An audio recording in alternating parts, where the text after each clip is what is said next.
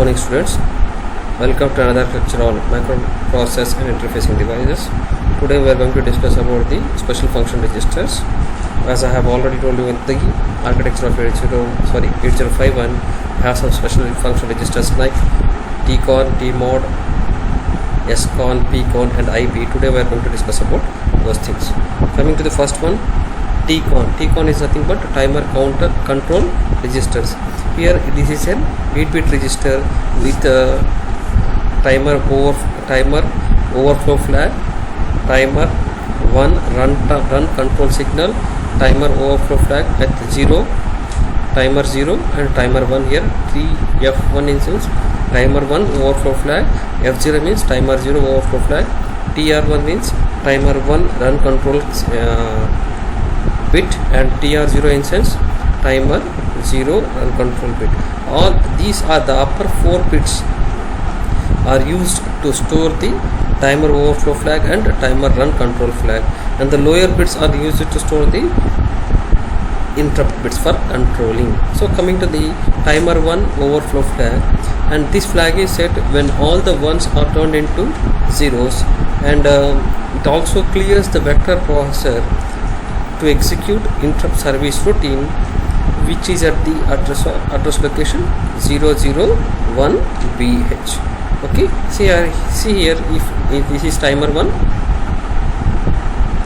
overflow flag, and coming to timer 0 overflow flag, this is set to what when all the set flags are resetted, and when clear, that means here the difference is between the functionality is same, but the difference in the address locations. Here 001BH will be the address location of timer 1 overflow flag, and here 000B will be the address location of the timer 0 overflow flag. Coming to the timer 1 runtime control system, this is set to 1 by the program to enable the timer count, or it clears to 0 by program to halt the timer.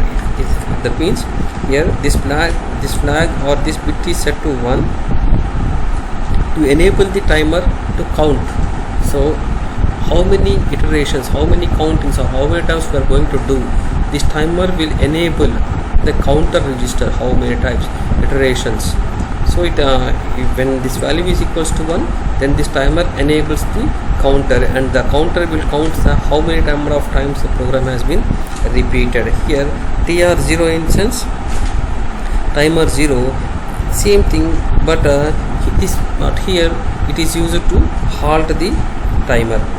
So this bit is set to 1 by the program to enable timer to count, and if it is cleared, then the program will be halt the timer. Coming to the interrupt control flags or interrupt control bits, here IE1 instance external interrupt 1 edge flag. Please concentrate. External interrupt 1 edge flag. I repeat, external interrupt 1 edge flag.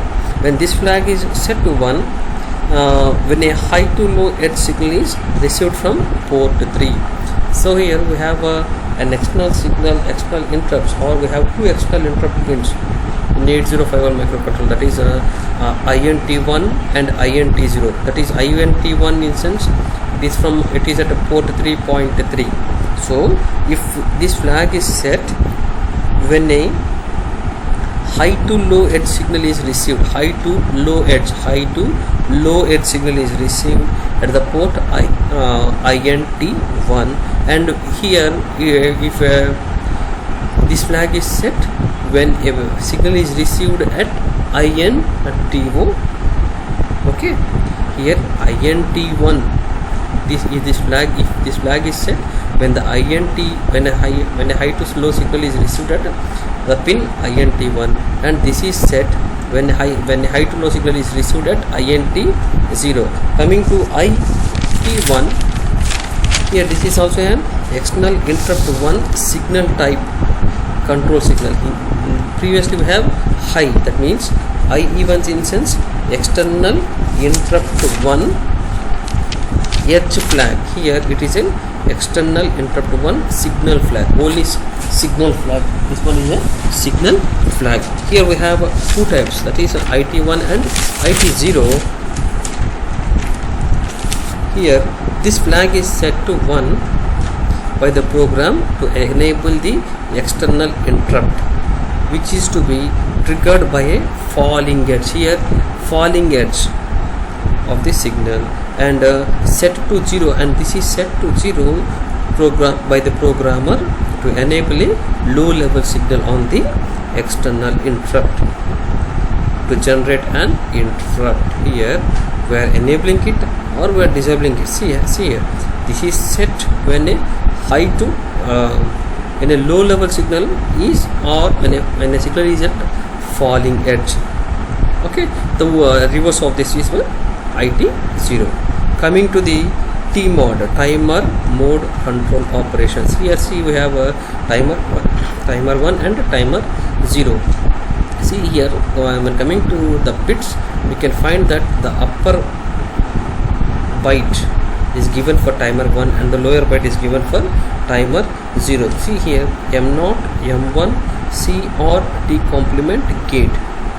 Here M0 and M1 are mode select bits. M0 and M1 are mode select bit. That means timer mode, is it timer mode or mode 0 or mode 1 or mode 2, whatever it may be. And C/T complement in sense whether this bit is a counter or timer. So counter or timer, and gate, it is gating control. So coming to this one, the timer T mode, it is a 8-bit register, and the lower byte of timer control register is for timer 0 and the higher byte for timer 1. In here, in this case, the 2 bits are used. First 2 bits are used to indicate the mode, and the upper 2 bits specifies the type of operation. So here these 2 bits indicates the mode at timer 0, and this here 2 bits indicates the mode at timer 1, and these 2 upper bits specify the type of operation. So coming to the modes M0, M1. So here we have 2 inputs. Based on these 2 inputs, the modes are divided into 3 types. There are 3 modes based on this one. Timer 0, which is of a 13-bit timer, mode 0, which is of a 13-bit timer, mode 1, which is of a 16-bit timer, mode 2, which is of 8-bit timer. And here, what is a C complement, C or T complement? So it is a counter or timer. If this bit is set to 1, if this bit is set to 1 by the programmer, then the timer IO, the timer input output timer, acts as an event count. That means if this value is set to 1, then the timer will act this timer will act as a count register by counting the number of clock pulses which are coming from the external input pins, that is T0 or T1. So here T0 or T1, and if C or C/T complement is equal to 0, then it acts as a timer. I repeat, if this value is set to 1, then this C/T complement will acts as a counter, and it also counts the number of events by counting the clock pulses which are coming from the external device, that is a T1 or T0. When this value is equals to 0, then it will act as a timer. Okay, both are same for timer 0 and timer 1. Operation is same for both timer 0 and timer 1. Coming to the gate.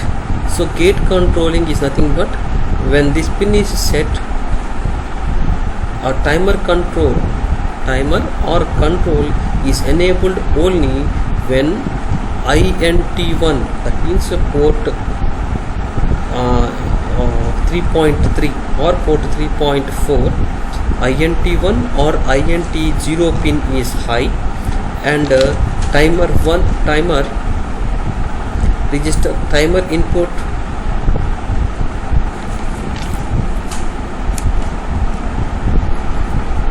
timer inputs, and the timer in 8051 have a means of starting and stopping. So here gating means it is appointing, or it is going to identify, or it is going to mark the start and stop bits of the timer, which are controlled by the software in the time starting bits of TR0 and TR1. That means this gate is used, or this gate is set to 1 when we are going to receive the interrupts from the pins INT1 and INT0, and this is used to indicate the start and stop buttons of the program. So coming to the next one, interrupt priority. What is a priority? Importance. Which interrupt is having highest priority? See here, it is also a 8-bit. So PX0, PT0, PX1, PT1, PS and PT2, and these two are reserved. That means 0 to 5 are functional, and 6 and 7 are reserved. So coming to the first one, PX0, external interrupt 0 priority bit. Suppose external interrupt 0 is having highest priority, which is coming from the external device. See here, IP1, sorry, timer 0, timer 0 interrupt is having highest priority bit. This is a timer 0 interrupt bit, and this one is external interrupt 1 priority. This one is external interrupt 1 priority. That means this pin is having an external interrupt priority. Suppose coming to the next one, PT1, timer 1 interrupt priority bit, and here PS instance serial port interrupt priority bit, and PT2 instance timer 2 interrupt priority bit only for 8252. That is 8052. We are discussing about 8051. If sometimes we are going to interact or interface with the another type of microcontroller also, that is here the timer 2 interrupt priority bit, that is only for 8052 microcontroller. Coming to the next one, PCON, power control registers. What is the meaning of power control register?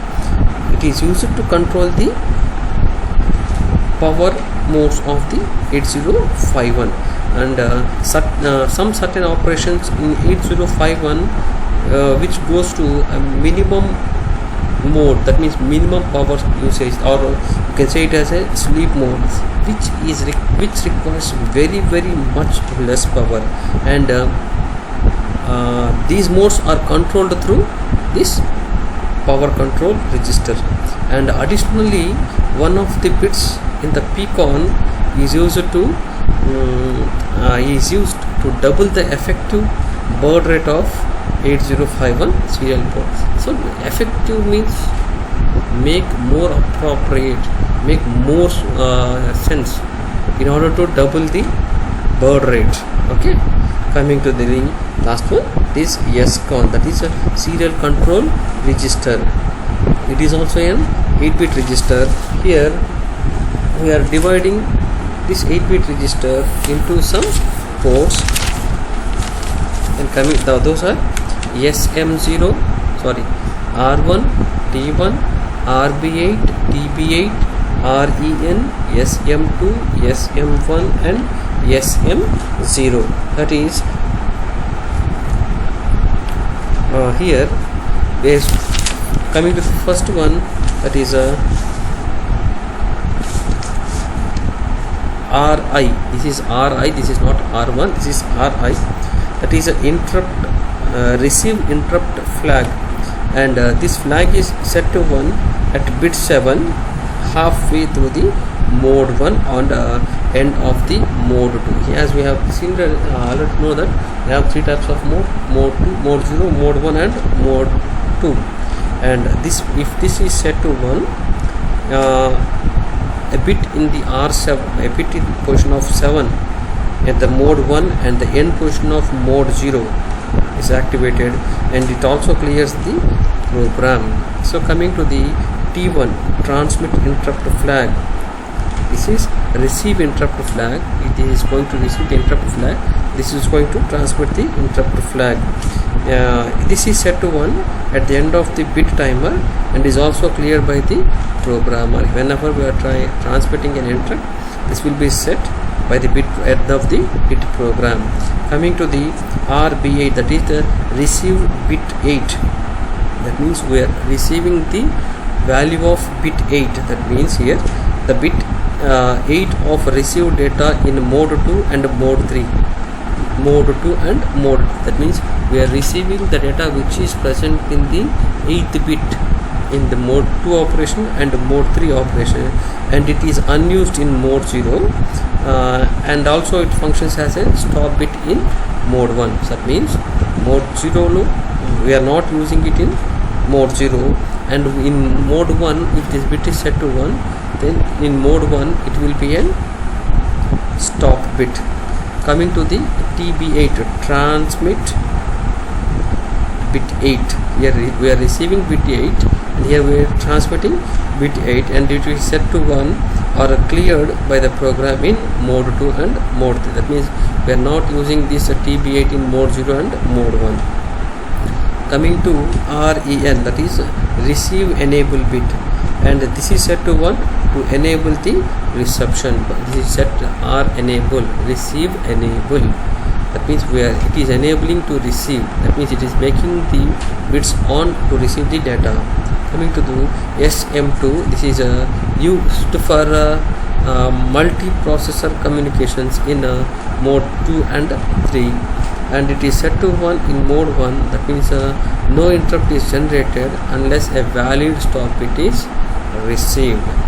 Until and unless a valid stop bit received, it is not going to be activated. If it is clear to 0, if mode 0 is in use, it means this value will become 0 when mode 0 is in use. And also the 9th bit of the received data is a 1. Suppose if we are using more than 8 bits, if the 9th bit value is 1, then also this value becomes 0.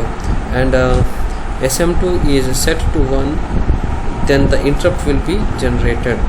After setting this value to 1, then the interrupt will be generated. Coming to SM1 and SM0, based on here we have two inputs. Based on these two inputs, we are going to select what type of mode is going to operate. That means this is suppose SM0 and SM1. Suppose here we have two input, means we have 4 combinations, that is 00, 00, 01, 10, 11. When SM0 and SM1 is equals to 1, then it operates in a mode 0, and the shift register baud rate will be equals to F by 12, that is frequency by 12. And if the value of SM0 is equals to 0 and SM1 is equals to 1, that means 0-1 combination, then it acts as an 8-bit UART, and baud rate variable value equals to baud rate will be variable, and it operates in a mode 1. If the value of SM0 is 1 and SM1 is 10 mode, then it acts as a mode 2, and it is a 9-bit UART, and the baud rate will be equals to F by 32 or F by 64. And when both the values SM0 and SM1 is equals to 1, it operates in mode 3, and baud rate will be variable, and it also uses a 9-bit UART. So that's all for today's class. Thank you.